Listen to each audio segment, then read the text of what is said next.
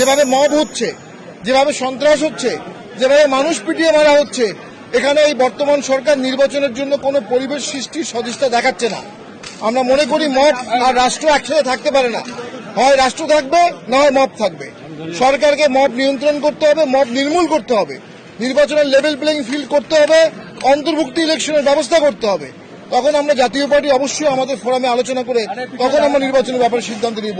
এই মুহূর্তে আমরা মনে করি সরকার নির্বাচনের দিকে প্রস্তুতি নিচ্ছে না। আমরা মনে করি সংস্কার প্রক্রিয়াটা অত্যন্ত ত্রুটিযুক্ত, কারণ সেখানে জাতীয় পার্টিকে ডাকা হচ্ছে না। এটা অপূর্ণাঙ্গ একটি সংস্কার প্রক্রিয়া। তবে আমরা আমাদের ব্যক্তিগত জায়গা থেকে, আমাদের চেয়ারম্যান স্যারও অনেক সময় বক্তব্যে বলেছেন, আমরা আমাদের ব্যক্তিগত জায়গা থেকে সংস্কারের বিভিন্ন প্রস্তাব দিচ্ছি এবং সেগুলো কিছু কিছু গ্রহণ হয়েছে। আমাদের জীবনের শেষ রক্তবিন্দু দিয়ে জাতীয় পার্টিকে রক্ষা করব।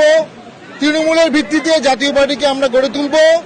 তৃণমূলের মতামতের ভিত্তিতে জাতীয় পার্টি চলবে। জাতীয় পার্টি জেগে উঠেছে। ইনশাল্লাহ সামনের দিনে আমরা ক্ষমতায় যাব, ইনশাল্লাহ।